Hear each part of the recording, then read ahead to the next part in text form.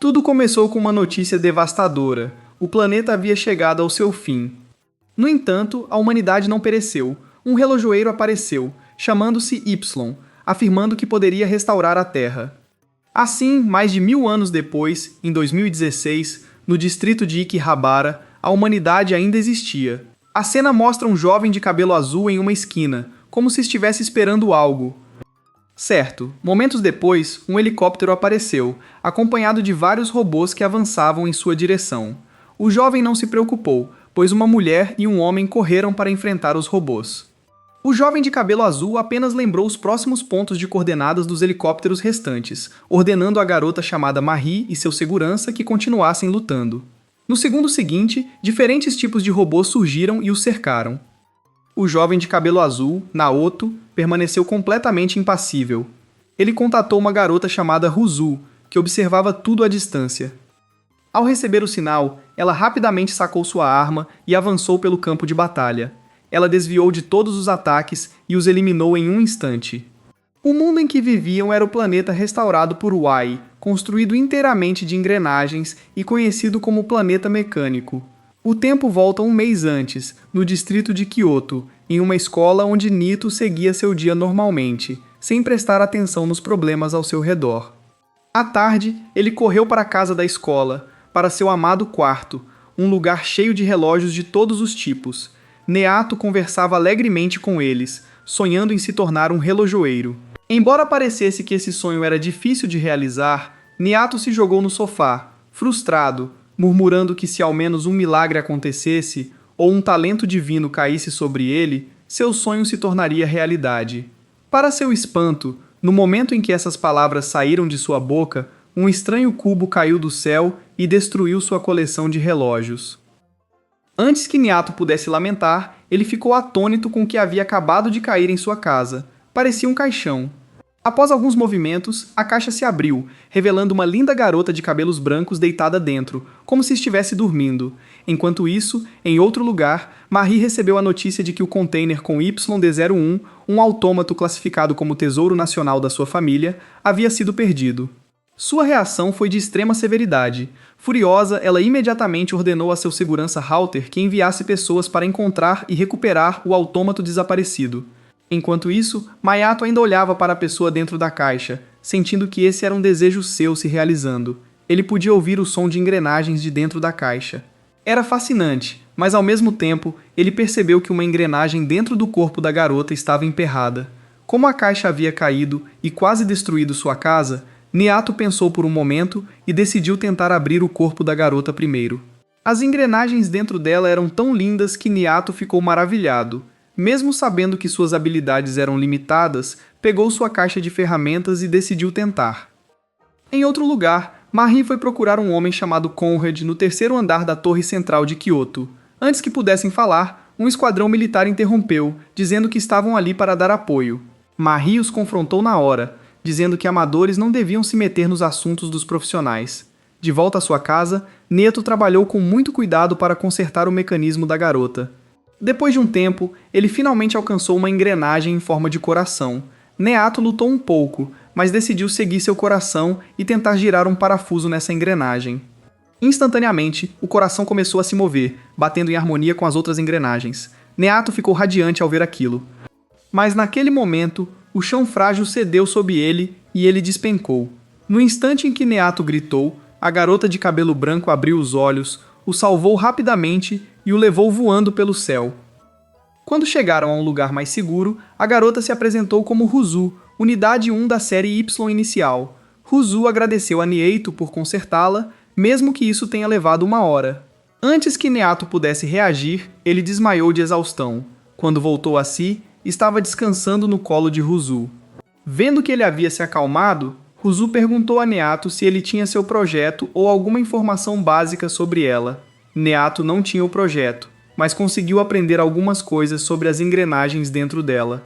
Ao ouvir isso, Ruzu ficou em silêncio por um momento e então pediu diretamente a Neato para se tornar seu mestre. Com sua inteligência robótica, ela percebeu que Neato era o mais talentoso relojoeiro do planeta. Neato ficou surpreso e achou um pouco engraçado, mas ao ver Ruzu falar com tanta objetividade e notar uma tristeza em seu rosto ao ser recusada, ele começou a pensar melhor. Por um lado, Neato entendia que Ruzu devia ser uma autômata extremamente capaz e importante. No mínimo, ela pertencia a alguma corporação. No pior dos casos, ela poderia até ser um segredo nacional. Mesmo assim, sua empolgação foi maior que tudo isso, e Neato aceitou na hora o papel de mestre de Ruzu. Seguindo as instruções de Ruzu, ele deixou que ela o furasse para tirar sangue e estabelecer o vínculo de mestre e serva. Enquanto isso, na torre central de Kyoto, Marie ainda trabalhava com os médicos em reparos. Eles ficaram suspeitos ao notar que os militares não estavam por perto, então enviaram outro médico chamado Karasawa para investigar. Fora da cidade, com Ruzu voltando para pegar seus pertences, Neto conseguiu recuperar o pouco que tinha e os dois caminharam juntos pela estrada. Depois de um tempo, Ryuzo sugeriu que eles se hospedassem em um Love Hotel para descansar. Enquanto Nieto ainda se recuperava do choque, um grupo de bandidos apareceu do nada, empurrando e tentando arrastar Ruzu. Ao vê-lo se aproximando dela, Neto a puxou para trás, tentando protegê-la, aceitando a surra mesmo sendo tão fraco. Ruzu hesitou por um segundo e sorriu. Ela levantou a barra da saia, puxou sua arma escondida e eliminou os bandidos em segundos. No final, seguindo a decisão de Naoto, eles alugaram um pequeno quarto para descansar. Quando Ryuzo viu Neto dormindo em um canto, ficou insatisfeita e pediu que ele viesse dormir em seu colo. Enquanto ele adormecia confortavelmente, Ryuzo expressou uma dúvida. Ela era apenas um autômato, então por que Neato a tratava como uma mulher de verdade? Por que ele se importava tanto com ela? Mas Neato já havia adormecido e não pôde responder. No meio da noite, apesar de estarem em locais diferentes, Marie e Nito acordaram ao mesmo tempo. Ao contrário de Neato, que voltou a dormir, Marie ficou alerta imediatamente. Ela saiu do quarto e disse a Halter para reunir rapidamente a equipe sênior. Como esperado, todos na torre central de Kyoto perceberam. Por um único segundo, houve uma anomalia na gravidade. Foi sutil, mas se continuasse, todo o distrito de Kyoto poderia desabar. Marie imediatamente quis encontrar e consertar a fonte da falha, mas naquele momento, Karasawa entrou com um relatório. O exército estava realizando uma purga forçada de todo o distrito. Eles sabiam que havia pouco tempo para evacuar os civis e decidiram simplesmente abandoná-los. De fato, até mesmo um gênio que aparece uma vez a cada milênio não poderia criar um relógio que funcionasse por 1000 anos, quanto mais para sempre. Tudo tem seus limites. Agora, mais do que nunca, o mundo precisava de alguém capaz de manter essas engrenagens, alguém como Y de 1000 anos atrás. No dia seguinte, Marie decidiu descer para os andares inferiores para avaliar a situação. O soldado do dia anterior afirmou de forma direta que a torre central era um ativo inestimável sob jurisdição militar. Então, se ela quisesse descer, ele teria que acompanhá-la como escolta. No caminho para baixo, o soldado lembrou Marie de cuidar das mãos, já que ela era apenas uma simples reparadora. Sem hesitar, Marie sacou sua arma para avisá-lo a cuidar das palavras e não subestimar os outros. Sob interrogatório de Marie, o soldado confessou que em 20 horas, por volta das 3 da manhã do dia seguinte, a purgação de Kyoto começaria. Sob a alegação de que Kyoto desenvolveu anomalias imprevisíveis, o exército decidiu matar mais de 20 milhões de pessoas. Isso deixou Marie e Halter furiosos. Ao saberem que a anomalia estava no 24º andar, no setor de controle de pressão, partiram imediatamente para consertá-la. Mas no momento em que nocauteavam um soldado, o elevador parou de repente e a energia foi cortada ao mesmo tempo. Em outro lugar, Neiato acordou com o barulho também. Quando Ryuzo perguntou sobre a qualidade de seu colo, Neiato explicou que o problema não era com ela, mas que o chão sob a torre central estava extremamente barulhento ultimamente. Ruzu entendeu. Isso era causado por pequenas falhas no design estrutural do distrito de Kyoto. Usando som, Neiato localizou a origem do problema a cerca de 70 mil metros abaixo do solo. Ruzu reconheceu a localização como aproximadamente o 24º andar. Afinal, tanto este planeta quanto ela mesma foram criados por Y. Assim, elas compartilharam um entendimento sincronizado, saíram rapidamente da sala e foram em direção à área de refeições. Ouvindo Ryuzo falar sobre o mestre da guilda, Nyato ficou animado com a ideia de se juntar. Se conseguisse entrar, poderia mexer nas torres centrais e fazer coisas incríveis. Ryuzo sorriu para a inocência de Nyato. Através da conversa, Nyato soube que havia sido criada há mais de 1000 anos, tornando-a 100 vezes mais velha que ele. Lá embaixo, Marie estava se esforçando ao máximo para consertar o que estava dando errado no 24º andar. Mas primeiro, queria avisar rapidamente a todos sobre a purgação usando a frequência de emergência especial reservada para mestres de guilda, já que o exército se tornara seu inimigo direto. Após estabelecer uma conexão com a divisão de comunicações fora da torre central, Marie contatou rapidamente a pessoa chamada Lemons, responsável pelas comunicações, transmitindo suas preocupações e pedindo para ser conectada ao chefe Conrad no 3º andar. De volta à torre central, os médicos que receberam a notícia ficaram todos chocados. A purgação estava acontecendo antes do que esperavam. Marie ordenou que todos fossem imediatamente ao 24º andar e lidassem com a anomalia antes que as coisas piorassem. Mas Conrad respondeu calmamente que a posição deles no 3º andar dependia de um sistema de energia alimentado pela mola principal no 15º andar. Essa mola precisaria ser consertada antes que pudessem chegar ao 24º andar, e no momento era impossível. Halter percebeu que isso poderia ser uma armadilha deliberada do exército, com os problemas nos andares inferiores sendo uma sabotagem intencional. Conrad estimou que levaria mais 4 horas para concluir os reparos. Marie disse para irem primeiro à mola principal. Após cortar a comunicação, Marie e Halter desceram rapidamente mais de 30 mil metros para tentar consertar a anomalia. Como Conrad não podia alcançá-los, ele e os outros na torre central redobraram os esforços para se reunir com ela. Do lado de fora, a vida seguia normal. Neato voltou à escola, desta vez com Ryuzo ao seu lado, atraindo a atenção de todos. De alguma forma, ela conseguiu se matricular em sua turma como aluna transferida e se apresentou como o brinquedo de Neito. Abaixo, Marie e Halter ainda seguiam pelos canos em direção ao Mancal. Assim que pousaram, os robôs de segurança os identificaram como alvos hostis e atacaram.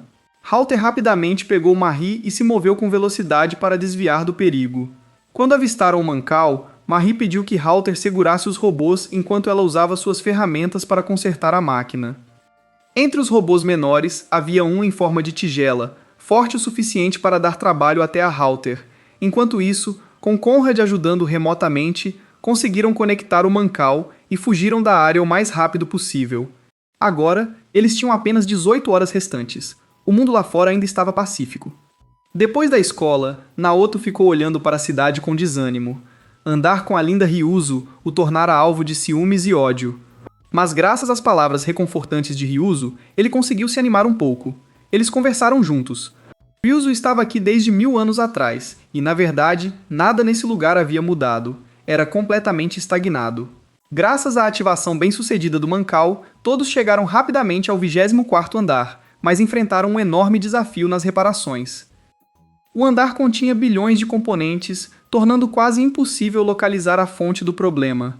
Mesmo com apenas 9 horas restantes, decidiram não emitir uma ordem de evacuação. Porque se o fizessem, o exército poderia iniciar a purgação imediatamente para silenciar todos. Nesse momento, Halter entrou trazendo notícias da sede da guilda.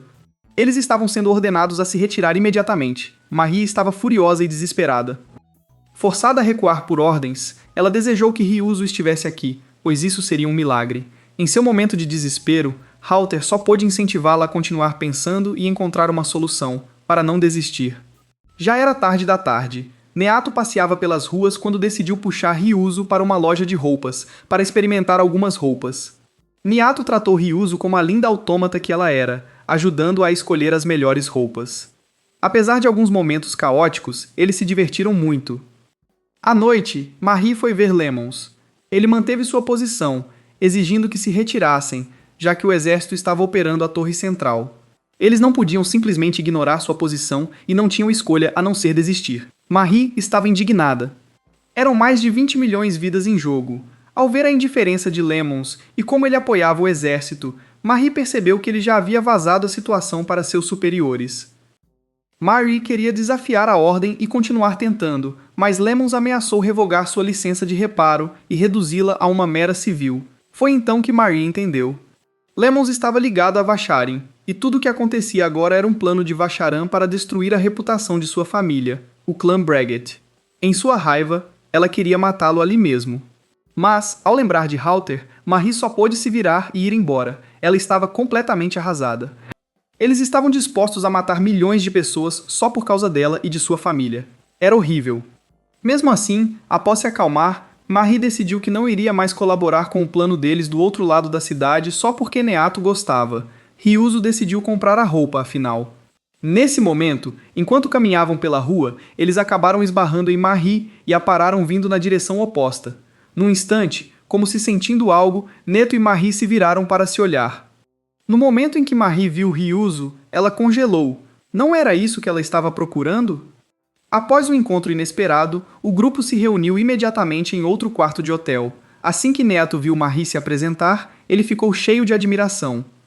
Aquilo não era um compasso do tempo? A prova dos melhores relojoeiros do mundo, capazes de inspecionar e reparar todo tipo de engrenagem. Deixando isso de lado, Marie mencionou Ryuzo, declarando que ela era um ativo da família Breguet e que eles precisavam dela de volta, então a entregassem. Neto recusou sem hesitar, não importando quão generosa fosse a recompensa. Ao ver a resistência de Neato, Marie deixou de lado sua fachada educada e ordenou a Halter que lidasse com o céu e recuperasse o que era deles antes que as coisas ficassem complicadas. Embora Ryuzo permanecesse em silêncio, seus olhos já começavam a girar com ameaça. Halter, sempre atento, reconheceu o perigo e pediu a Marie que retratasse suas palavras. Marie ficou atordoada.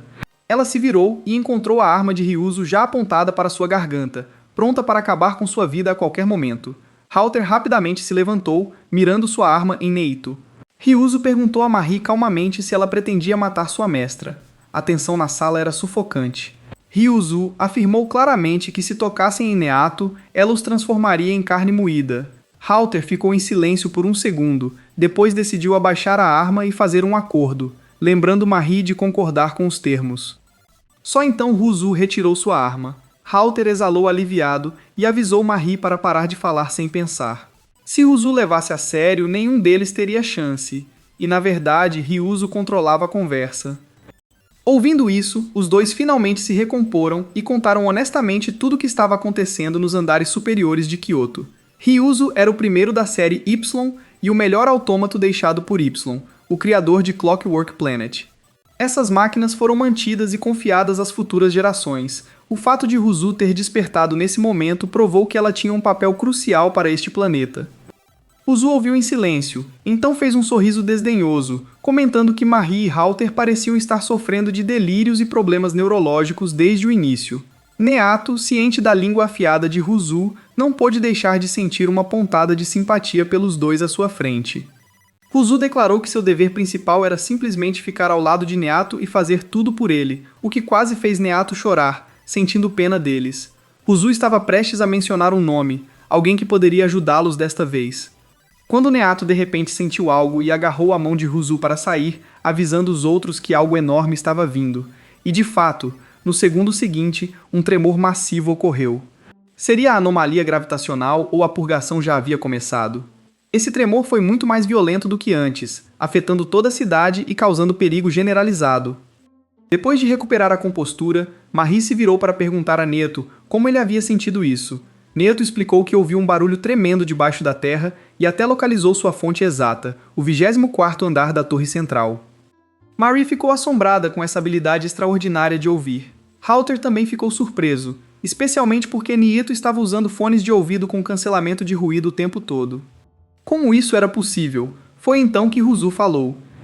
Neato era muito mais talentoso do que imaginavam. Ele encontrou e consertou a falha que a manteve dormente por mais de 200 anos, e era a pessoa que ela acreditava capaz de salvar a cidade. Todos ficaram atordoados. Ryuzo chegou a declarar Neato o maior engenheiro de relógios do planeta, deixando-o envergonhado. Marie, que nunca levava as coisas na brincadeira, quis levar Neato até lá para parar a purgação e pediu apoio a todos. Neato hesitava, mas Ryuzo mencionou que sua irmã mais nova também estava no porão da torre. Assim que Neato soube que Ryuzo tinha uma irmã, outra unidade como ela chamada Anchor, seus olhos brilharam e ele concordou em ajudar na hora. Eles desceram rapidamente para os andares inferiores. Quando Nayato soube que precisavam evitar os militares, usou sua audição extraordinária para avisá-los que os soldados já sabiam. Lemons havia ordenado que os autômatos cercassem eles. Marie hesitou ao ouvir isso. Se ela entrasse de forma imprudente, isso causaria um grande racha entre o mestre da guilda e os militares. Meiado perguntou por que estavam pensando demais. Eles queriam consertar a maquinaria. Então apenas vá e faça isso. Por que tanta hesitação? Mari ficou surpresa, mas a clareza a atingiu e ela decidiu seguir com o plano original. Enquanto avançavam, Halter tomou a frente e enfrentou o inimigo. Mari sacou sua arma e se juntou à luta. Rousseau serviu como escudo pessoal de Neato. E no final, Neato era de longe o mais fraco e inútil de todos. Mas, apesar de não ter força física ou habilidades de combate, Neato tinha a habilidade incrível de mapear o terreno e identificar cada tipo de robô. Isso ia muito além de uma simples audição. Enquanto ainda se moviam, Neato pediu que todos parassem imediatamente. Havia um robô emboscando à frente. Logo depois, Lemons recebeu um relatório que o deixou atordoado. Marie estava morta. Ele imediatamente ordenou a seus subordinados que, a partir de hoje, a história oficial seria que ela havia morrido na purgação, e não que foi morta pelo povo de Vashrin. A morte de Marie deixou Lemons profundamente abalado. Do outro lado, Marie havia conseguido enganá-los usando uma fita de áudio pré-gravada. Eles também salvaram as evidências daquela ligação, o que significava que as conexões entre os militares, a guilda e Vashrin seriam finalmente expostas. Como se viu, quando enfrentaram um robô gigante, Rousseau o destruiu com uma mão. Com a morte falsa, a identidade de Marie estava oficialmente morta. Eles destruíram a bússola do tempo, para desespero de Niato, e seguiram viagem de carro. Enquanto dirigiam, Ryuzo sentiu algo. Ela puxou Niato para seus braços e cortou o carro ao meio. Para surpresa de todos, uma bomba enorme explodiu onde o carro havia sido cortado. Como esperado, estava diante deles toda a equipe de defesa da torre central, e como tinham mirado em seu mestre, Ryuzo avançou para aniquilar os autômatos. Para choque de todos, Ryuzo se transformou em uma forma muito mais aterrorizante, uma transformação possível apenas porque Naoto a havia consertado. Nesse modo, até os autômatos mais modernos eram como mosquitos, e ela os eliminou em um piscar de olhos. No entanto, esgotando toda a sua energia, Rousseau desabou. O tempo estava se esgotando. Halter levantou os dois e correu para a torre central o mais rápido que pôde. Uma vez dentro, Meiato cuidou primeiro dos concertos de Rousseau. O modo que Rousseau usou era chamado de tempo imaginário, uma hipótese da física teórica. Era um tempo ortogonal ao fluxo normal do tempo humano. Rousseau lutou em uma dimensão temporal que os humanos não podiam perceber. Lembrando que Rousseau dissera que esse modo era possível por causa dos concertos de Niato, Marie afundou em desespero. Sua ilustre família havia sido superada por um garoto comum. Depois de um tempo, Rousseau recuperou a consciência. Halter e Marie, temendo que ela pudesse se autodestruir, recuaram cautelosamente. Neato, tocado pela batalha que acabara de testemunhar, disse que queria se casar com Rousseau. Naturalmente, ela o rejeitou sem misericórdia, lembrando que eram mestre e serva. Halter achou isso notável, já que os autômatos geralmente eram programados para obedecer a seus mestres. Rousseau explicou que realmente se importava com Neto. Mas se eles se casassem e se tornassem marido e mulher, seriam iguais, o que contradiziria a relação de mestre e serva. Neto ouviu o tic-tac de seu coração mecânico e perguntou se seus sentimentos eram genuínos. Sem hesitar, Rousseau acenou com a cabeça. O rosto de Nito ficou vermelho. Então Rousseau o amava. Ela se inclinou mais perto, acenando repetidamente para expressar seus sentimentos, deixando Neto profundamente tocado. Marie e Halter, que assistiram à cena do início ao fim, estavam entre a raiva e a impotência. Kyoto estava à beira da destruição, e eles estavam fazendo uma demonstração de amor no meio disso tudo. Nesse ponto, restavam apenas 5 horas antes do colapso de Kyoto, e os tremores fora da cidade estavam cada vez mais violentos. Tudo o que podiam fazer era correr em direção ao 24º andar a toda velocidade. Marie e Halter notaram que os médicos e Conrad não estavam à vista, e presumiram que o exército os forçou a sair. Com apenas um portão separando-os do 24º andar, Nayato usou sua audição e detectou pessoas dentro da sala. Halter imediatamente sacou sua arma com cautela. Felizmente, quando a porta se abriu, não havia soldados ou autômatos à espera, apenas os médicos, que ainda trabalhavam com tudo o que tinham para localizar os componentes que precisavam de conserto. Eles nunca haviam saído. Marie se sentiu impotente e profundamente aquecida pela devoção inabalável deles. Agora, mais anomalias estavam aparecendo pelo andar. Marie anunciou que tinha uma solução secreta. Mas antes que pudesse apresentar Niato, o garoto já estava explorando animadamente a sala, admirando as magníficas molas e engrenagens ao seu redor. Após um lembrete carinhoso, mas firme, de Marie e Rousseau, Niato finalmente se lembrou do motivo de estarem ali. Marie o apresentou aos médicos, dizendo simplesmente que precisavam de Niato para consertar aquele lugar. Niato mal ficou surpreso com os olhares duvidosos que recebeu. Entre os médicos, Conrad se adiantou para dissipar o ceticismo, lembrando a todos que em menos de 4 horas a purgação começaria. Acreditando ou não no plano, deveriam seguir as ordens de Marie. Niato acenou com a cabeça e subiu para uma seção mais alta do 24º andar. Ele ouviu atentamente a sala por um tempo, depois tirou os fones de ouvido com cancelamento de ruído para deixar seus ouvidos operarem em plena capacidade. Cada som foi escaneado e transformado em imagens fluindo para os ouvidos de Niato e diretamente para sua memória. Ele percebeu os ruídos discordantes dentro das molas. Primeiro um, depois 2, depois 3, depois dezenas de engrenagens com falhas. Após um tempo desconhecido, Meiato colocou os fones de volta e desceu para informar ao grupo que havia cerca de 4.000 pontos quebrados neste andar, mas apenas 18 estavam relacionados à anomalia gravitacional que afetava Kyoto. Marie puxou um mapa e pediu para Niato identificar as localizações e compartilhar ideias.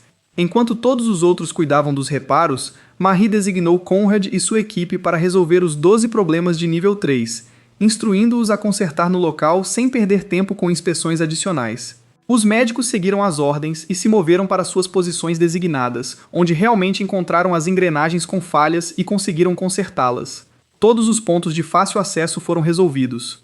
O único lugar restante era inacessível para pessoas comuns, então tiveram que confiar em Ryuzo. Ryuzo se moveu rapidamente pelo labirinto de engrenagens, seguindo as instruções de Marie e usando sua velocidade para resolver a falha final. Enquanto Ryuzo consertava, Halter levou Nito para procurar os outros problemas. Restava um problema no teto do 24º andar. Marie pulou rapidamente e usou suas habilidades para consertar a engrenagem defeituosa de cima. Halter comentou que, embora Marie ainda fosse imatura e cometesse muitos erros, ela era uma gênia como Niato. Após seus esforços conjuntos, o 24º andar foi totalmente reparado, e Niato não ouviu mais sons estranhos. Contra todas as probabilidades, todos os concertos foram concluídos com sucesso. Todos comemoraram juntos, como se tudo tivesse sido um sonho. Os outros médicos agradeceram a Niato e pediram desculpas por duvidar dele no início. Afinal, graças a ele, 20 milhões de vidas foram salvas. Mas antes que pudessem comemorar, um tremor enorme sacudiu o 24º andar. A purgação havia começado. Marie estava furiosa. Então, mesmo após os reparos, este lugar ainda seria destruído. Do lado militar, Lemons chegou para ordenar que suas forças iniciassem a purgação antes que qualquer evidência pudesse ser deixada. No 24º andar, os médicos estavam desesperados. Apenas Marie ainda pensava em uma forma de parar a purgação. Enquanto pensava, considerou usar o modo de tempo imaginário de Ryuzo, mas Niato rejeitou a ideia. Mesmo assim, após refletir, Ryuzo decidiu se desligar, surpreendendo a todos.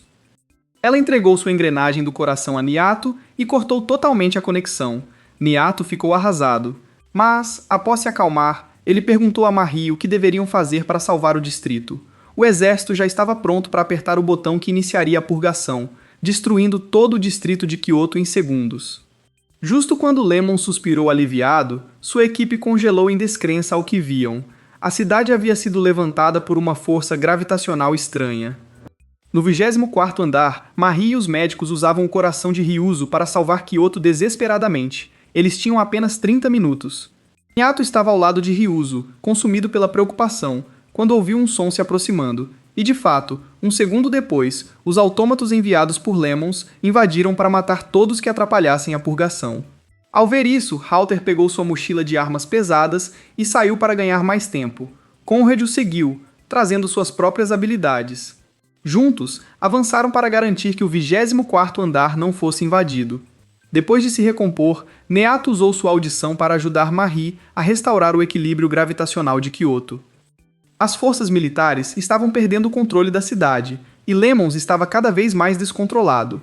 Halter e Conrad continuaram a lutar. Dentro, estavam tão perto de conseguir, mas o corpo de Ryuzo estava chegando ao seu limite absoluto. Finalmente, no momento em que Marie terminou, Nito avançou para pegar o equipamento do coração dela, independentemente das lesões que pudesse sofrer. Imediatamente depois, Marie cumpriu sua promessa, dedicando todo o seu esforço para reparar e reinstalar o coração de Ryuzo. Profundamente em seu subconsciente, embora incapaz de funcionar, Ryuzo ainda sentia uma profunda tristeza ao pensar em mergulhar novamente em um sono profundo. Depois de Marie, Nito também se juntou, trabalhando nos dentes finais do equipamento. Depois de um longo tempo, Ryuzo finalmente abriu os olhos, e só então Neato se deixou levar completamente. Lágrimas de alegria escorriam pelo seu rosto. Eles conseguiram salvar Kyoto e as 20 milhões de vidas dentro dela. Em algum lugar dentro da Core Tower, outro autômato ainda estava em um sono tranquilo. Do lado de fora, Marie foi anunciada como a heroína que salvou o distrito de Kyoto da purgação, tendo se sacrificado no processo. Um funeral solene foi realizado para ela e todos os que haviam perecido. Enquanto isso, em Kyoto, Naoto ainda ia à beira do rio para aproveitar a paisagem após a escola, como de costume, mas agora ele carregava uma nova esperança, encontrando Anchor. A verdade era que, após o incidente no 24º andar, eles quase morreram. Ruzu esteve perigosamente perto de perder a vida, mas Anchor nunca esteve lá. Era realmente desanimador. Marie e Halter foram encontrá-los, dizendo que precisavam da ajuda de Nayato e Ruzu para algo, salvar o mundo. Em todo o planeta, muitas cidades foram destruídas por conspirações de assassinato. Marie queria que eles se juntassem a ela para reparar os danos e resgatar o mundo juntos.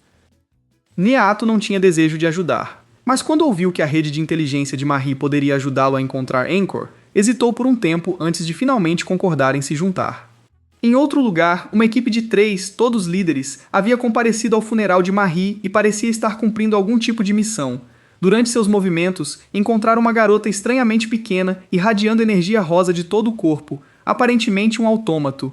Ela conjurou um cubo e o lançou contra eles antes de avançar para atacar. Cada golpe físico dos 3 não teve efeito algum. O líder se virou e fugiu do cubo, mas seus 2 companheiros, Strega e Amaretto, não tiveram a mesma sorte. Sem opções, ele só podia continuar correndo do cubo até cair em um abismo profundo que ele mesmo havia criado. Após a queda, perdeu uma perna e um braço. A mulher se aproximou calmamente do líder caído. Ele não parecia particularmente aterrorizado, puxando um cigarro e aceitando o cubo que vinha em alta velocidade. De volta a Kyoto, a verdade sobre a purgação foi totalmente exposta. Todos os responsáveis haviam se demitido ou sido punidos. Marie assistiu com imensa satisfação enquanto Lemons era forçado a baixar a cabeça diante do mundo. Como Nayato ainda estava na escola, Marie e Halter vagavam pela cidade esperando por eles. Com a identidade de Marie como membro da família Breguet oficialmente morta, ela decidiu criar uma nova identidade como irmã mais nova de Halter. Enquanto conversavam, Halter percebeu algo muito estranho naquele lugar. Nesse momento, no hotel, Nayato estudava com Ryuzo. Enquanto Ryuzo o ensinava, Nayato ouviu um som peculiar de alta frequência. No segundo seguinte, Marie arrombou a porta, pronta para brigar com Nayato, mas foi rapidamente contida por Ryuzo e Halter. Halter falou em seu nome, explicando a situação atual. Eles queriam que Nayato localizasse um sinal transmitido por rádio de onda curta, o mesmo som que ele acabara de ouvir. Nayato disse que o som vinha de cima, a cerca de 88 graus. Murray se sentou e usou o caderno escolar de Nayato para calcular uma localização mais precisa, o distrito industrial. Halter então detalhou o conteúdo da mensagem transmitida. Era basicamente uma série de mensagens grosseiras e flertantes, além de ser claramente ilegal. Marie ficou furiosa com o conteúdo e queria arrastá-los para encontrar a fonte e dar uma lição àqueles vagabundos. Nem Nayato nem Ruzu queriam ir, então Halter teve que recorrer a suborno, mencionando que a área era perto de uma praia, um lugar perfeito para Ruzu exibir um biquíni. Assim que ouviu isso, Nayato concordou sem pensar 2 vezes. Marie ficou sem palavras. Halter, por sua vez, refletia em silêncio, suspeitando que o sinal não era apenas uma provocação, mas uma tentativa deliberada de atraí-los. Logo, o grupo se dirigiu ao My Grid, um lugar de mares azuis e areia branca. Todos começaram relaxando. Marie e Halter aproveitaram a praia, enquanto Nayato se dedicava a fotografar Ruzu em seu biquíni deslumbrante. Enquanto os 2 brincavam, Nayato escorregou e caiu no mar, fazendo Ruzu mergulhar atrás dele para puxá-lo para a areia. Vendo isso como a oportunidade perfeita para um beijo disfarçado de ressuscitação boca a boca, Ruzu estava prestes a conseguir quando Marie apareceu do nada e interveio. As 2 discutiram por um bom tempo, ignorando se Nayato estava vivo ou morto. Quando a diversão acabou, os 4 voltaram à missão e seguiram para a periferia do distrito industrial. Após uma purga há 30 anos em outra grade, este lugar perdeu as 4 estações. deixando o clima escaldante o ano todo. Enquanto viajavam, Neiato tirou os fones de ouvido com cancelamento de ruído, mas não ouviu nada. Isso era profundamente estranho. Por que essa grade não era diferente de uma cidade fantasma? Além disso, a torre do relógio estava vazia e havia parado de girar. Neiato ficou em silêncio por um momento e concluiu que aquela cidade estava morta. Também era por isso que não havia vento ali. Tudo estava cortado do mundo exterior. Ele também teve outra realização. Se esse fosse o caso, então uma unidade inicial da série Y como Ruzu deveria estar residindo ali, e era ela quem estava transmitindo o sinal de rádio de onda curta. Depois de discutir mais, Marri decidiu que ainda iriam buscar a fonte. Halter sentiu que algo estava errado, mas optou por ficar em silêncio e segui-los. Uma vez dentro, após romper a barreira inicial, o grupo rapidamente desceu para os níveis mais profundos do distrito industrial. Diante deles havia um vasto espaço aberto e um enorme buraco, como se algo tivesse perfurado até o fundo. Neiato percebeu a fonte do sinal abaixo desse buraco. Mas Marri argumentou que era impossível.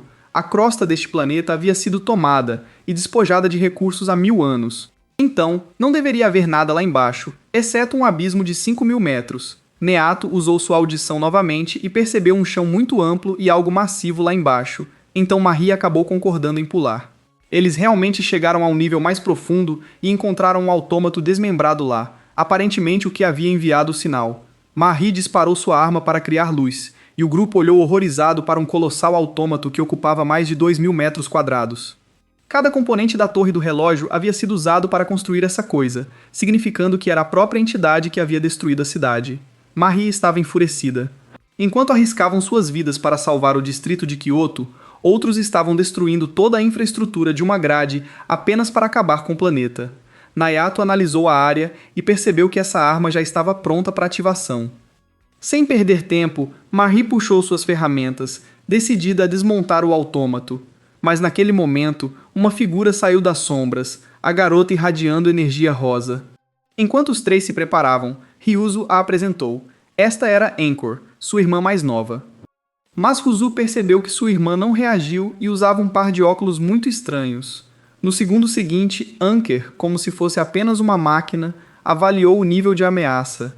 Então começou a mudar de modo, ativando o tempo imaginário. Num instante, como no começo, ela conjurou um cubo e o lançou contra todo o grupo. Halter carregou Marri, Ruzu levou Neiato e usaram toda a força para desviar do ataque do cubo. Ruzu exigiu que Anchor explicasse o que estava acontecendo, mas a garota permaneceu estranhamente silenciosa.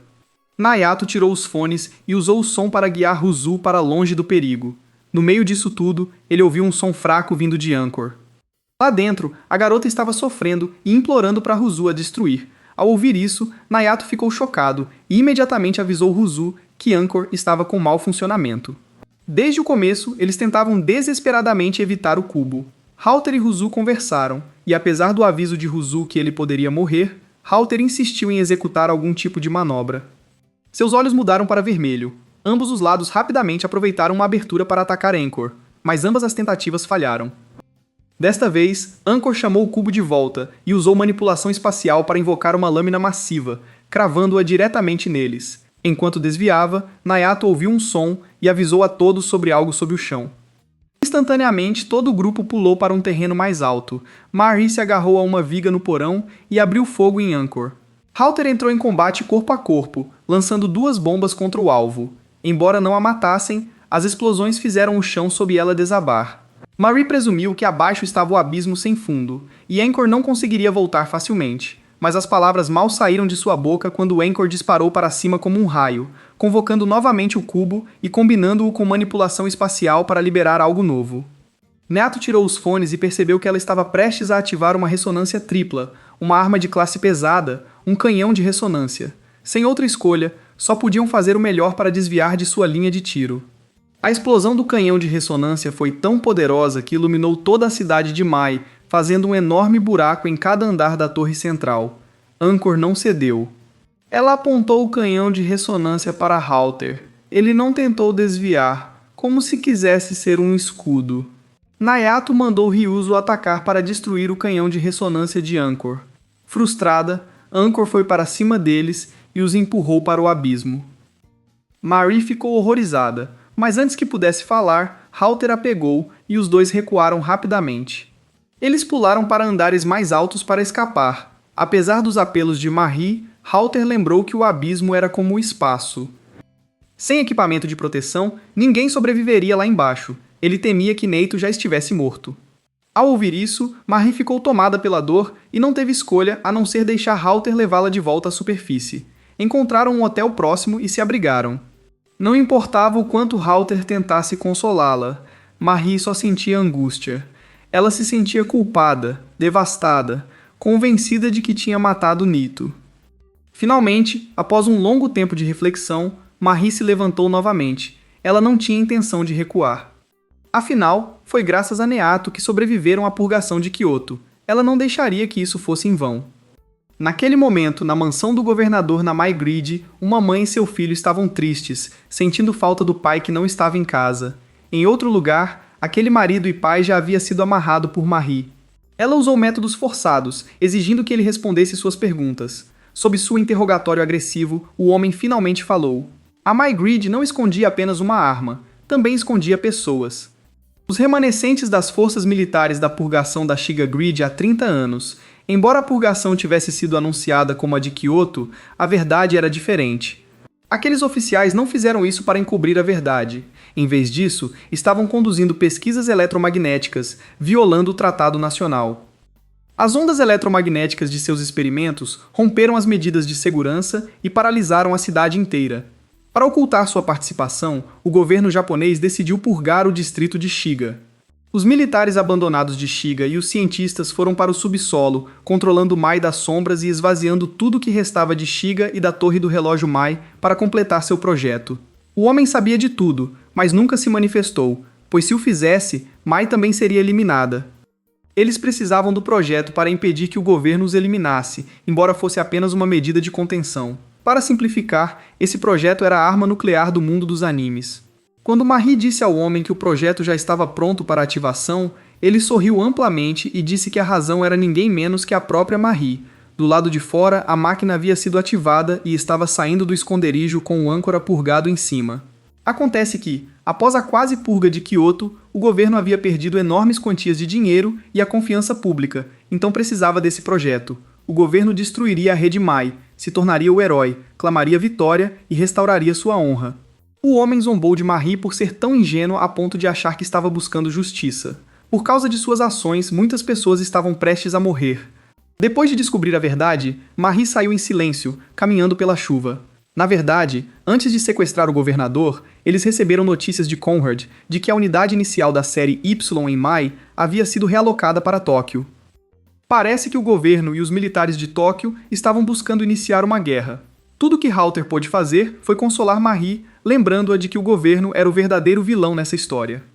Ainda assim, ela estava profundamente abalada. Sem Neato, Marie se sentia mais incerta do que nunca sobre o que as aguardava.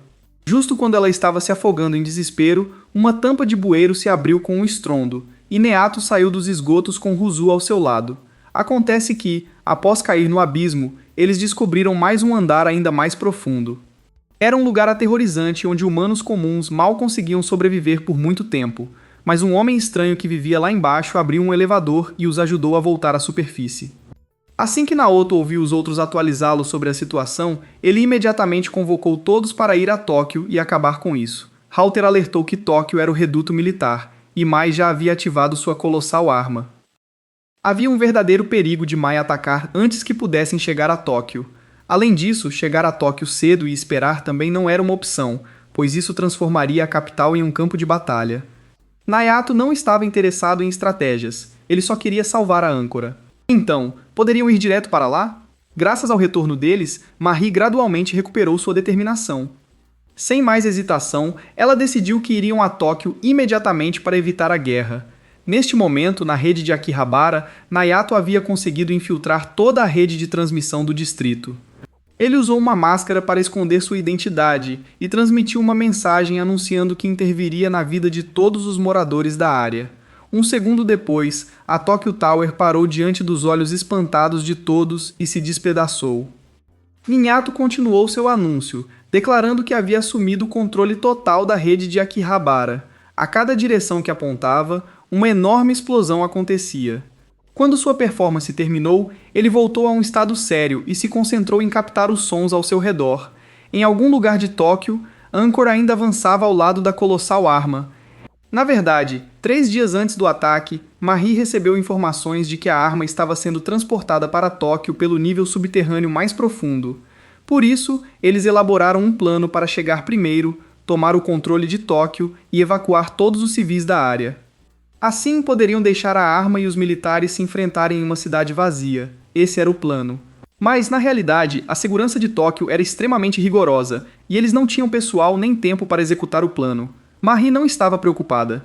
Ela usou sua rede de contatos para infiltrar com sucesso a torre do relógio número 1 de Tóquio, e além disso, todas as outras torres da área. Os apoiadores eram os mesmos médicos do incidente da purga de Kyoto. Ryuzo foi designado para escanear e monitorar os militares de Tóquio no subterrâneo profundo. Graças ao apoio de todos, incluindo Conrad, conseguiram implantar o plano com tempo de sobra. Pensando nos eventos em Kyoto, Marie ainda não conseguia deixar de se culpar por forçá-los a deixar a guilda. Conrad não estava particularmente incomodado com isso. Ele acreditava que deixar a guilda era o melhor, pois os afastava das conspirações dos burocratas. Nesse momento, voltaram a atenção para o mapa da torre do relógio de Tóquio. Marie pediu a todos que cuidassem das tarefas restantes e realizassem as funções da cidade de acordo com as instruções de Neito. Naquele momento, a performance de Neito do início do episódio foi transmitida nas telas de todo o distrito. Assim que terminou, ele imediatamente tirou os fones para escanear. Em 9 segundos, 2 helicópteros supersônicos e um transporte com mais de 12 autômatos chegariam. Essa era a cena que se desenrolou no primeiro episódio, onde todos coordenaram perfeitamente para lidar com os autômatos. Depois que isso foi resolvido, Neito colocou os fones de volta e percebeu que a batalha entre a arma colossal e os militares já havia começado no subterrâneo.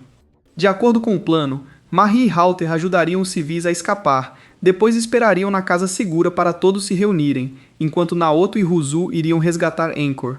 Nesse momento, Ruzu sugeriu que Marie se juntasse à missão de resgate da irmã. Embora o plano elaborado por Naoto fosse impecável, como precaução contra imprevistos, eles poderiam precisar dela. Marie entendeu rapidamente. Ela concordou, sabendo que a precaução era caso Anchor precisasse de reparos. Os 3 desceram ao subterrâneo e esperaram Anchor aparecer. No segundo seguinte, uma parede foi destruída por uma força tremenda, e Anchor surgiu. Antes da luta começar, Ruzu disse a Anchor que sua voz poderia alcançar Naoto e que todos lutariam juntos para salvá-la. Mas Anchor também precisava lutar contra o que aprendia e se juntar a eles na batalha. Com essas palavras, Ruzu e Anchor mudaram simultaneamente para o modo de tempo imaginário, se preparando para o combate. Naoto e Marie assistiram tensamente de trás. Assim que a transformação foi concluída, os dois colidiram sem hesitação em uma batalha feroz. Um dominando o outro, um defendendo contra os golpes do outro. Na verdade, a diferença de habilidade de combate entre Ruzu, que nunca foi projetada para lutar, e Anchor, que foi feita para isso, era claramente evidente. Apesar disso, Ruzu se recusou a desistir e continuou lutando contra sua irmã aprisionada com tudo que tinha. Voltando ao dia anterior à batalha, Neto lembrou Ruzu que ela não precisava vencer. Ela só precisava destruir a máscara no rosto de Anchor. Ele também havia elaborado um plano de batalha para Ruzu, que exigia que Nito servisse como um escudo. Como Anchor foi programada para não atacar humanos comuns, eles haviam testemunhado isso claramente no distrito industrial. Assim, no presente, Ruzu e Anchor lutavam exatamente de acordo com o plano estabelecido. Quando o momento chegou, Ruzu atraiu sua irmã para onde Neato e Marie estavam. Então, assim que Anchor avançou, Ruzu girou e saltou, redirecionando o ataque de Anchor para que atingisse Marie. Nesse instante, Anchor foi forçada a frear, fazendo suas engrenagens rangerem violentamente pelo impacto. Naquele momento preciso, Ruzu se aproximou da irmã e arrancou a máscara que a aprisionava. Imediatamente depois, Anchor se jogou nos braços da irmã mais velha. De volta à realidade, ambas retornaram aos seus estados normais. Marie consertou Anchor enquanto Nito cuidou de restaurar Ruzu. Assim que Ruzu recuperou a consciência, Nito tirou os fones e percebeu que a batalha entre o exército e as armas colossais parecia ter terminado. Com isso, os 3 rapidamente levaram Anchor de volta para a casa segura para reparos. Anchor havia se perdido em um longo sonho. Ela ouviu alguém discutindo e a voz suave da irmã. Então, um momento depois, abriu lentamente os olhos e viu Neato, Marie e Ruzu sentados ansiosamente ao seu lado. Assim que os viu, Anchor identificou Nito como seu pai e Marie como sua mãe. Deixando de lado o caos que se seguiu, Ruzu lembrou a garota de escolher seu mestre, assim como ela mesma escolheu Nito.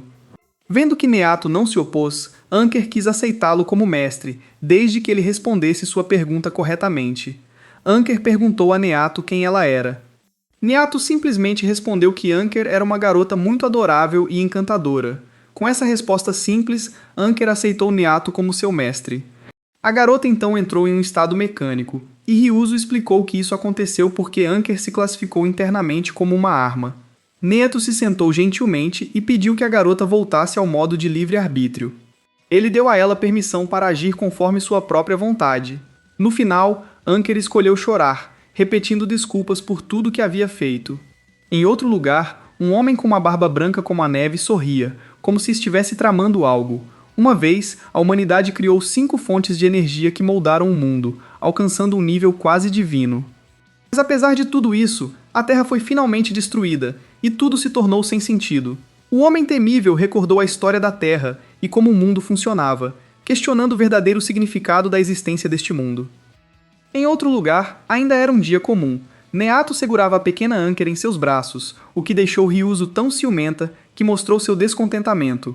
Neato explicou rapidamente que via Anchor como uma filha, enquanto Ruzu era sua esposa. No meio de suas brincadeiras, o cubo embutido em Anchor de repente abriu um espaço, e dele caiu uma cabeça mecânica. Quando Halter entrou na casa segura, encontrou todos em volta de uma cabeça robótica. Com Anchor agora de volta ao normal, Marie já havia conectado o homem mecânico a um dispositivo para canalizar energia nele. No momento em que o homem abriu os olhos e viu Halter e Marie, ficou completamente atordoado, depois sorriu como se estivesse reencontrando um velho amigo. Halter não deu mais atenção ao homem e perguntou a Anchor como ela determinava seus alvos ao atacar.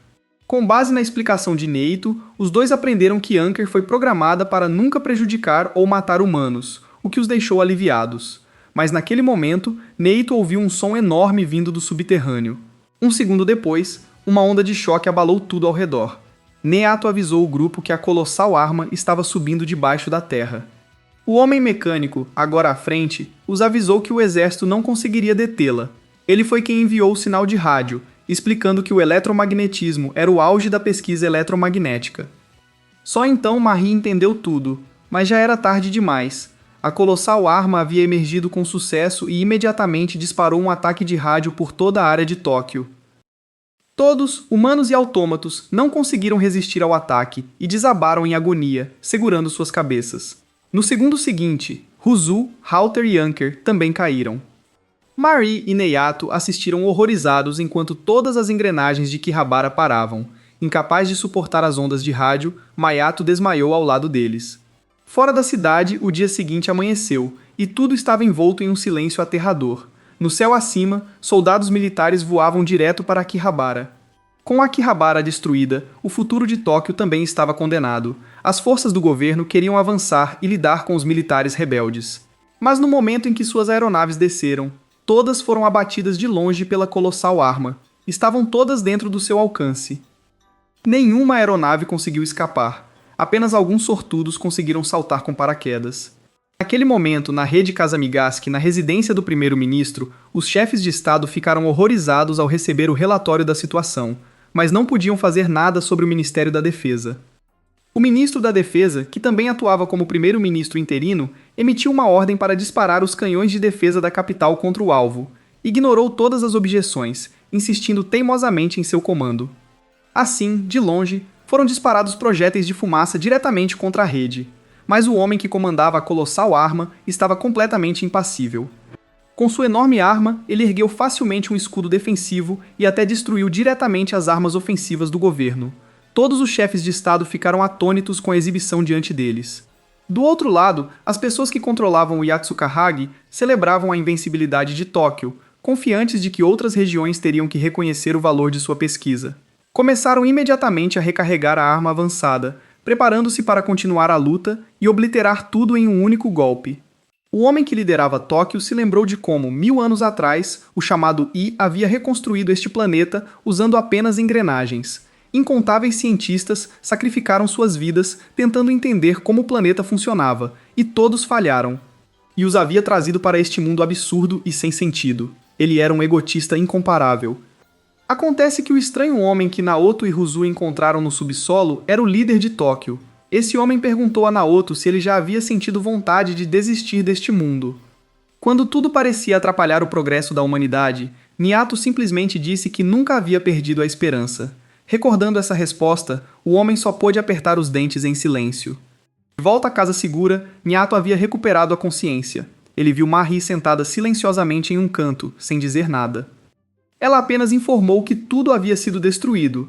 Em outro lugar, o primeiro-ministro acabara de chegar e soube da situação. Do lado deles, Marie explicou que a explosão eletromagnética magnetizou tudo, fazendo com que qualquer equipamento magnetizado não funcionasse mais. Niato viu Ruzu deitada com o corpo aberto. Ele queria salvá-la, mas a temperatura dela estava perigosamente alta. No escritório do primeiro-ministro, Karasawa, um ex-meister e membro do Ministério da Tecnologia, relatou toda a situação ao primeiro-ministro. Mais uma vez, o Ministério da Defesa queria lançar uma purgação na rede de Akihabara. Os outros imediatamente se opuseram, pois essa área estava interconectada com Tóquio, e isso causaria consequências catastróficas para toda a Ásia Oriental e Japão. Tudo o que essas pessoas podiam fazer era discutir entre si, deixando Karasawa se sentindo impotente. Afinal, ele havia vindo aqui para reunir informações para Marie. Quando perguntado, Karasawa explicou prontamente a tecnologia eletromagnética usada pela arma e expôs de forma direta o envolvimento do governo em apoiar essa criação implacável. Ao ouvir os oficiais negarem tudo, Karasawa percebeu que muitas nações estavam secretamente pesquisando tecnologia eletromagnética. Enquanto isso, Naoto e Marie estavam discutindo novamente. Marie disse a Naoto, desesperada, que não podiam nem sair daquela sala, quanto mais pensar em salvar a cidade ou resgatar alguém. Niato se recusou a desistir. Ele quebrou a janela e tentou usar um cabo para escapar.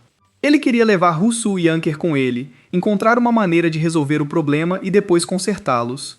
Marie pensou em Halter, a pessoa que estivera ao seu lado desde criança. Ela decidiu se juntar a Naoto e tirar Halter de lá também.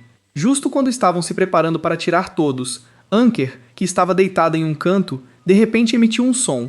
Diferente de sua irmã ou de qualquer outra pessoa, a garotinha ainda conseguia funcionar no ambiente magnetizado. Anker explicou que ela havia acabado de entrar em um estado de superaquecimento de emergência. Marie imediatamente entendeu. A garota havia eliminado o magnetismo através do aquecimento de Curie. Diferente de Anker, que tinha um mecanismo de resfriamento embutido, Ryuzo não tinha. Por isso, ela havia superaquecido tanto e ainda não conseguia recuperar a consciência. Mayato já a havia movido para um lugar mais fresco. Com isso, os três decidiram encontrar um lugar onde Ryuzo pudesse ser consertada, e depois ir para Ino se reunir com Conrad. No distrito de Yuno, o grupo chegou a um clube de strip seguindo as direções de Conrad. Dentro, encontraram Conrad cercado por lindas garotas, deixando todos atônitos. O velho sabia como se divertir. Conrad os levou mais fundo, passando por garotas dançando de lingerie.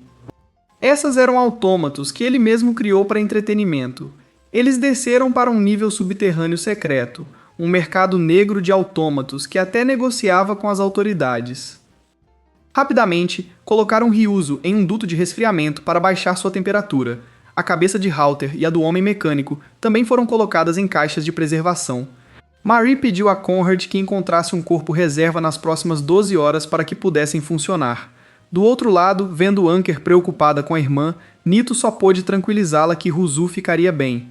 Marie também não esqueceu da mão queimada de Nieto e foi prestar primeiros socorros. Enquanto esperavam Ruzu acordar, encontraram um corpo temporário para o homem mecânico, Vermouth. Quando ele abriu os olhos, todos estavam ao seu redor com expressões complicadas. Vermouth ficou atordoado. Eles realmente conectaram seu cérebro a um corpo feminino voluptuoso? Mesmo assim, ele percebeu que aquelas pessoas tinham tecnologia avançada e habilidade, então era melhor mostrar respeito. Deixando as apresentações de lado, Marie perguntou diretamente o que ele sabia sobre a arma colossal e os esquemas por trás dela. Vermouth respondeu de forma direta. No momento em que aquela monstruosidade apareceu para o governo, tudo já estava decidido. Naquela mesma hora, na residência do primeiro-ministro, os chefes de estado já consideravam usar a varinha alta na área de Akihabara. Era uma arma de destruição em massa posicionada no céu, capaz de aniquilar uma ou até 2 a 3 cidades. Previsivelmente, essa proposta encontrou forte oposição, com muitos acusando abertamente o primeiro-ministro de tentar encobrir seus próprios erros. O ministro da Defesa estava furioso e queria que suas forças militares resolvessem o problema. Mais uma vez, essas pessoas começaram a discutir. Do outro lado, através do relato de Vermouth, Marie agora entendia. Com essa arma, o governo e o exército se destruiriam, o que significava que a arma não precisava se mover. Isso não era um ataque terrorista, era um golpe de Estado em grande escala. Nayato acrescentou sua própria dedução: a arma colossal não podia se mover. Era necessário mais de 1000 unidades de energia para recarregar, o que levaria mais de 60 horas. Vermouth não discordou. Na verdade, era apenas uma arma tática híbrida eletromagnética móvel, combinando tecnologia de engrenagens com eletromagnetismo. Isso significava que os responsáveis não queriam apenas vencer. Eles tinham outro plano em andamento. A dor de cabeça de Marie só piorava, sem saber o que fazer. Mas, ao contrário dela, Neato simplesmente pegou a mão de Anchor e saiu determinado a aproveitar o resto da juventude. Nesse momento, a arma de destruição estava carregada em 12%. Para acelerar o processo, o homem no comando ordenou que sua equipe reduzisse as capacidades de combate. Fora da cidade, as pessoas seguiam suas vidas como se nada tivesse acontecido. Neato levou Anchor para passear e brincar, se misturando com os outros. Marie o seguiu, ainda sem entender o que Neato estava tentando fazer. Ela supôs que ele só queria salvar sua vida enquanto podia. Durante o passeio, entraram em uma loja que vendia roupas e todo tipo de bichos de pelúcia. Enquanto escolhiam roupas e brinquedos para Anchor, Miato notou um par de alianças combinando e uma onda de tristeza o atingiu. Marie não estava longe, lendo as notícias em um quadro, sem conseguir sentir alegria. Ela continuava pensando, tentando descobrir como evitar o desastre que se desenrolava. Enquanto estava perdida em pensamentos, Anchor apareceu de repente e lhe entregou um chaveiro que ganhou como prêmio. Vendo que Marie ainda estava triste, Anchor ofereceu que, se isso a fizesse se sentir melhor, ela iria destruir a colossal arma por elas. Nesse momento, ambas notaram Nito curvado de desconforto.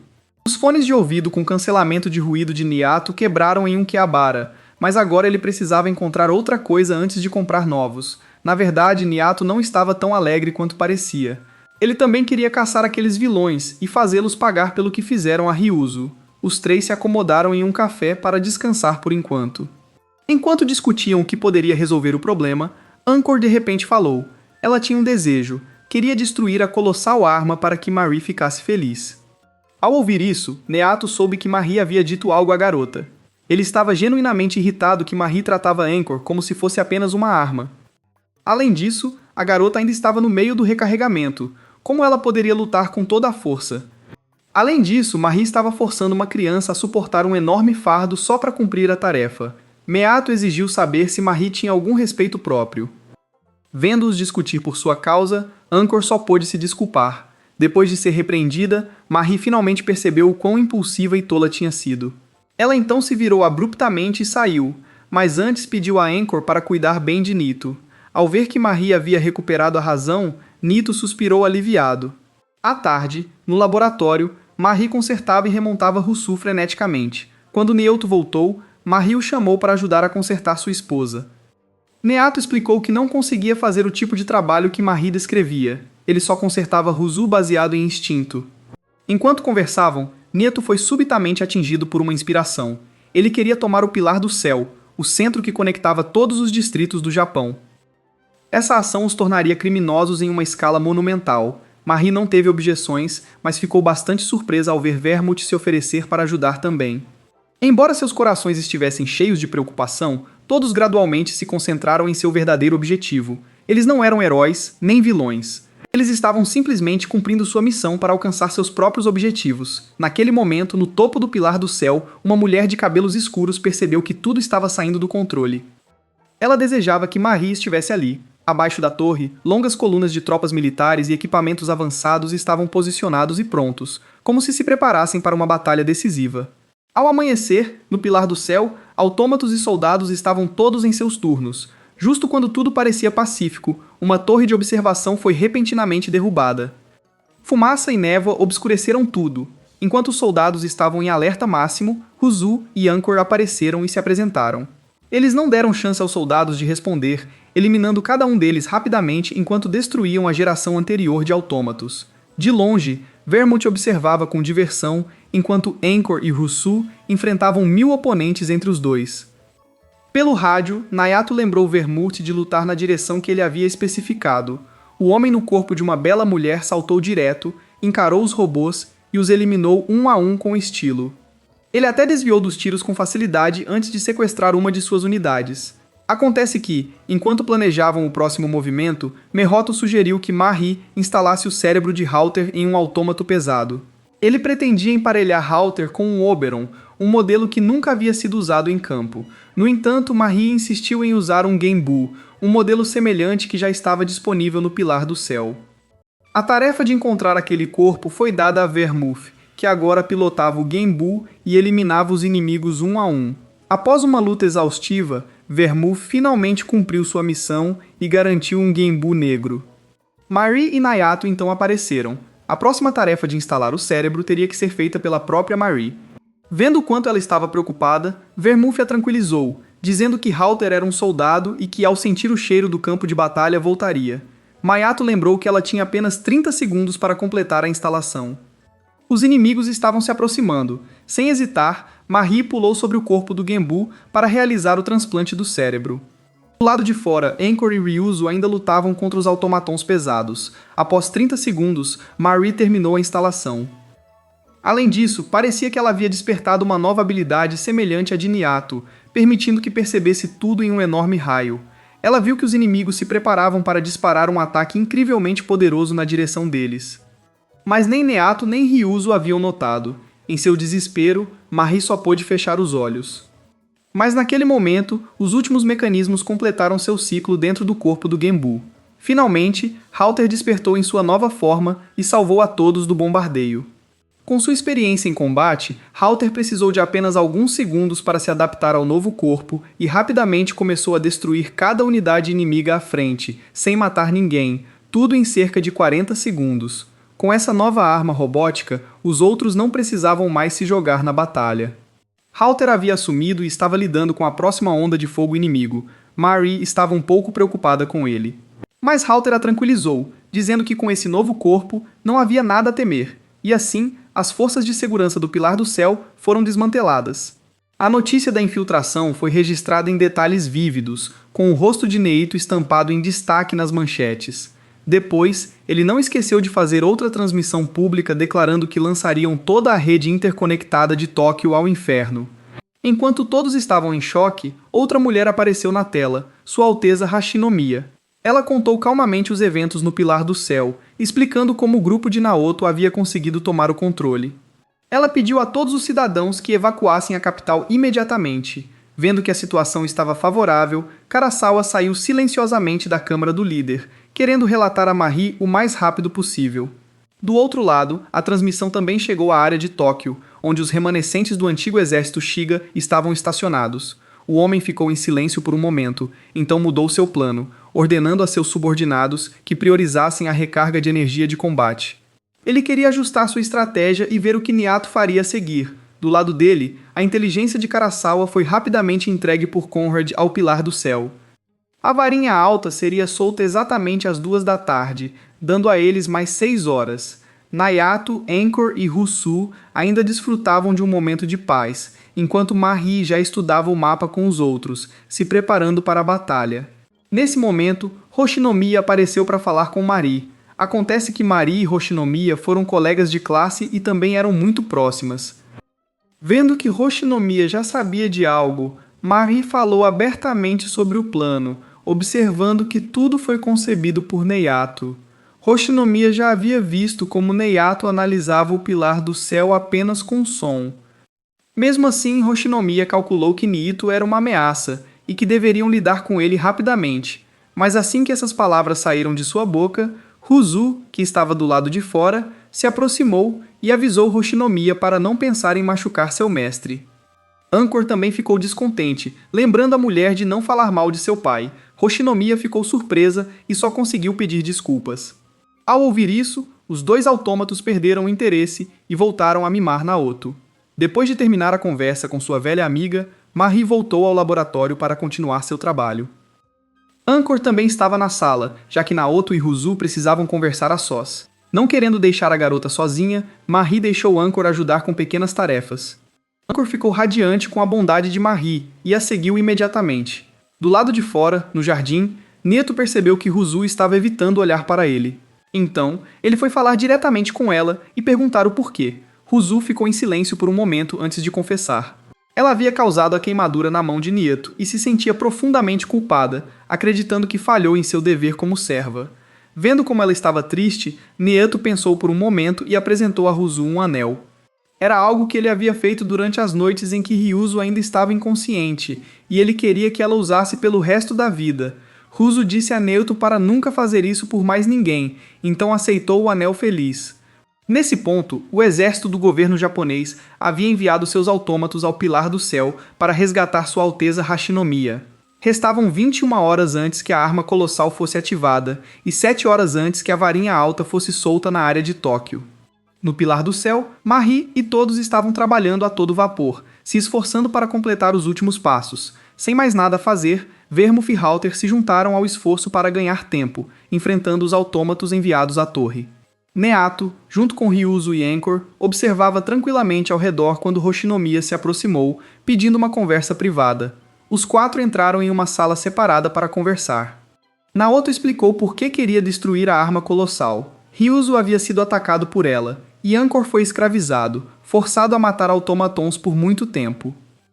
Hoshinomiya então perguntou por que ele escolheu a vingança em vez de simplesmente aceitar a purgação do governo na rede de Akihabara, já que isso seria o mais rápido. Naoto franziu a testa e explicou que as pessoas inocentes não cometeram crime. Ao ouvir isso, a expressão de Hoshinomiya suavizou. Ela comentou que Naoto era uma pessoa realmente justa. Do outro lado, o líder do antigo exército de Shiga ainda refletia sobre sua conversa com um jovem chamado Naoto, aquele que havia roubado todas as teorias que a humanidade criou. Aquele que havia construído este bizarro planeta de engrenagens. Ele murmurou que se I fosse um demônio ou um deus, isso seria aceitável. Mas pessoas comuns como eles não tinham como alcançar tais alturas transcendentais. Deixando de lado seus pensamentos, o homem, para o choque total de seus subordinados, abriu a jaula que o separava das pessoas à sua frente e as eletrocutou até virar cinzas. Ele queria desafiar Y mais uma vez. De volta ao Pilar do Céu, os automatons do governo ainda atacavam em ondas densas. Halter e Vermouth só podiam lutar com tudo que tinham. Apenas 30 minutos restavam antes que a alta vara fosse lançada. Tudo o que podiam fazer era aguentar o máximo possível. Naquele momento, Neto ouviu um som e imediatamente ordenou a Marie que concentrasse todas as nuvens para o sul. Marie não entendeu completamente o porquê, mas decidiu confiar nele. Ao longe, a arma colossal do antigo exército de Shiga havia carregado seu canhão principal e estava mirando diretamente neles. Marie deu tudo o que tinha para convocar as nuvens a tempo, mas Nayato percebeu que não conseguiriam. A única opção era correr. Nesse instante, a arma colossal disparou diretamente contra eles. Uma onda de choque violenta atingiu o Pilar do Céu, mas a explosão não mirou toda a ilha. Em vez disso, focou apenas na máquina que haviam construído com tanto esforço. A arma colossal havia oficialmente aberto fogo. O canhão principal que destruiu um Kihabara havia retornado. Todos ficaram atordoados com essa ação do inimigo. Justo então, do cratera que acabara de ser criada, uma voz chamou, lembrando-os que havia uma contramedida adequada contra o canhão de amplificação de micro-ondas. Neato e Ryuzo reconheceram a voz imediatamente. Era Genai, o velho que encontraram no abismo profundo, o recluso que rejeitou o mundo. Genai explicou que não se importava com o golpe. Marie se virou, querendo usar sua própria máquina, mas o equipamento já havia perdido a conexão. Para piorar, Karasawa informou que o tempo de queda da vara alta havia sido antecipado. Ela estava se dirigindo a eles a uma velocidade incrível. Justo quando a vara alta estava prestes a colidir com o Pilar do Céu, a colossal arma foi ativada novamente, mas desta vez não atacou a torre. Em vez disso, interceptou a vara alta de frente. Graças a isso, a área foi poupada de ser bombardeada de volta à Idade da Pedra. Jedi murmurou novamente, como se falasse consigo mesmo, que não deixaria isso terminar tão facilmente. Monstro, por quê? Tudo caiu em um silêncio mortal. Marie queria continuar reconstruindo o equipamento para seguir com o plano, mas Nieto a parou. Ele havia ouvido. O som das engrenagens havia desaparecido. Ninguém sabia o que dizer. A colossal arma havia redirecionado toda sua energia para o canhão principal, o que a fez disparar antes do previsto. O próximo disparo, segundo o cálculo de Niato, viria em 72 minutos. Do lado de fora, Vermouth e Halter ainda lutavam sem descanso. Conrad só pôde consolar Marie lembrando-a do milagre durante a purgação de Kyoto. Marie, em desespero, perguntou a Niato se ele, Ryuzo e Anchor poderiam destruir a arma juntos. Naoto respondeu de forma direta. Se essa fosse a única opção, preferia deixar todo o Japão perecer. Naquele momento, Anchor declarou de repente que não obedeceria sua ordem, então pulou e saiu. Nayato tentou detê-la, mas foi tarde demais. Tudo o que ele pôde fazer foi enviar Ruzu atrás da garota, pedindo que esperassem 70 minutos até que ele pudesse encontrar uma solução. Ruzu aceitou a ordem. Antes de sair, ela disse a Marie para usar toda a sua inteligência para pensar em uma solução. Após discutirem, Marie e Nayato recuperaram o ânimo e se concentraram em construir uma nova máquina. Enquanto isso, Anchor observava a cidade em silêncio, se preparando para enfrentar tudo sozinha. Ruzu alcançou a garota, a abraçou e juntas esperaram. No topo do pilar do céu, Marie pensou que, se a intuição de Nayato estivesse certa, a tecnologia do relógio estava com defeito e eles teriam que resolver do zero. Depois de discutir e compartilhar conhecimentos, Marie ensinou Neito a analisar e processar, enquanto Neito ensinou Marie a sentir e usar a intuição. Quando estavam prontas, as duas decidiram entrar juntas na voz do Pilar do Céu. Com a orientação de Neito, Marie entrou em um mundo totalmente novo.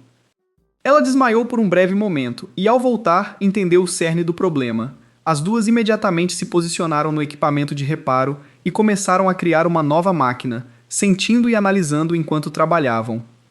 Do lado de fora, Conrad e Hashinomiya observavam a velocidade e concentração delas, boquiabertos com aquele par de gênios. Abaixo, Anchor entregou a Ruzu o urso de pelúcia que Neto lhe dera mais cedo. Não querendo que ele ficasse sujo ou danificado, ela ficou apenas com um chaveiro de brinquedo. Depois de se despedir da irmã, Anchor pulou, ativando sua sequência de autodestruição e tempo imaginário. Dentro do centro de controle, Genai ainda estava consumido pelo ódio por Y, o criador deste planeta. No Pilar do Céu, Marie e Neito usavam intuição e análise para consertar o equipamento antigo e criar algo novo. Do lado de fora, todos perceberam com espanto que as duas não estavam apenas consertando, elas estavam forjando engrenagens totalmente novas ali mesmo. Ryuzo observava em silêncio, vendo sua irmã descer em direção à arma de destruição. Seus pensamentos eram desconhecíveis. Quando Anchor chegou perto o suficiente do alvo, ela imediatamente convocou seu canhão e lançou um ataque direto na arma de destruição. Seu ataque conseguiu deixar um pequeno arranhão. Vendo isso, ela trocou de arma, puxando sua colossal espada para perfurar a máquina aterrorizante. Apenas 3 minutos restavam antes que a arma de destruição de Genai disparasse novamente. No topo do Pilar do Céu, Vermouth e Halter ainda davam tudo de si para conter os autômatos do governo, enquanto Marie e Nito dentro nunca pararam de trabalhar. Quanto a Anchor, após um esforço incansável, ela havia perfurado o interior da arma.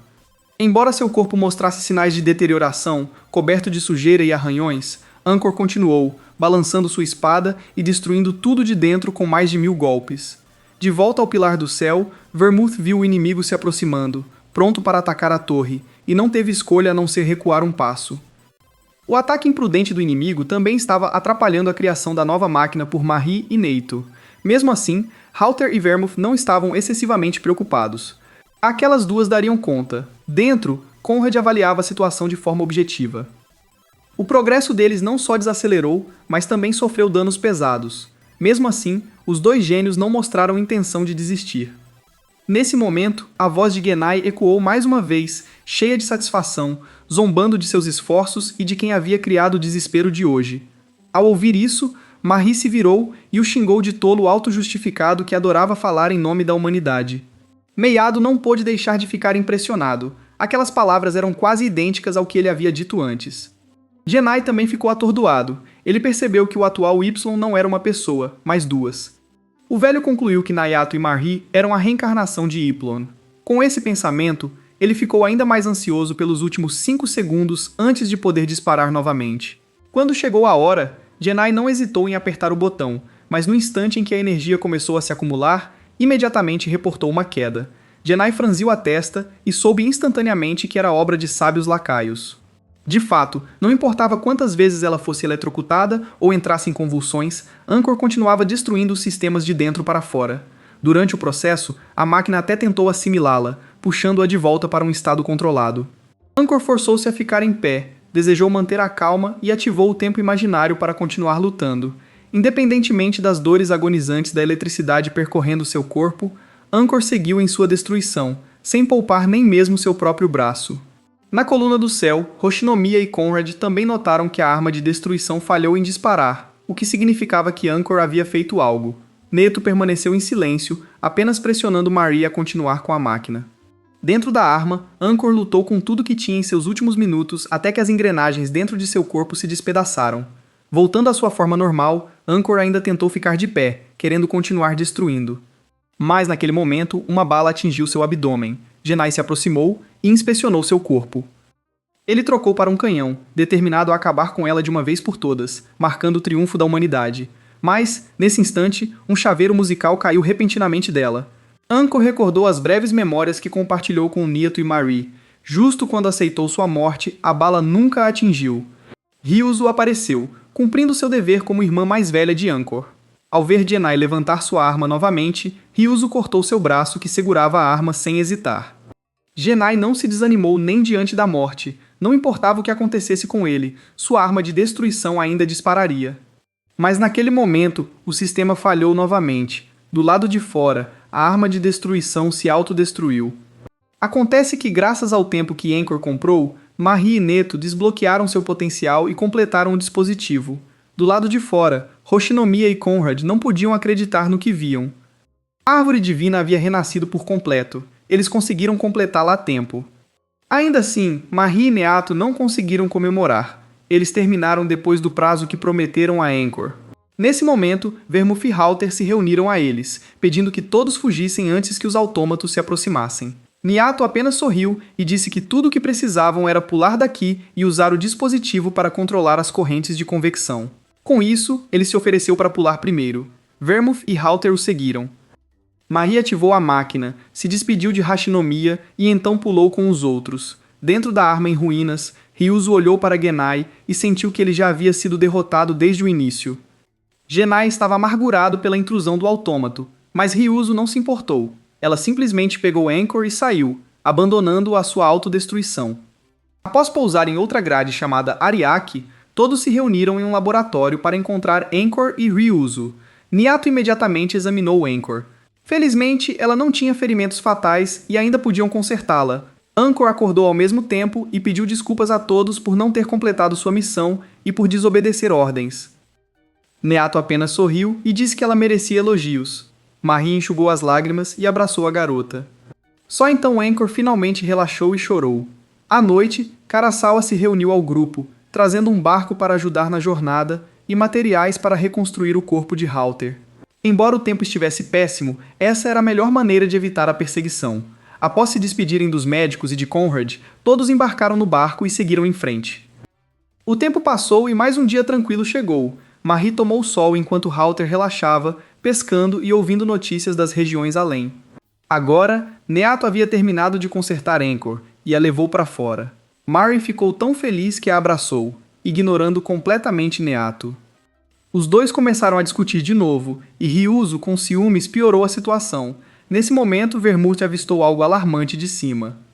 Uma grande frota vinha em direção a eles. Mayato já tinha ouvido isso. Ele ficou empolgado, dizendo que deveriam destruir a frota e ficar com um encouraçado. Apesar de todos reclamarem, ninguém recusou. Todos tomaram suas posições, prontos para executar o emocionante plano dele.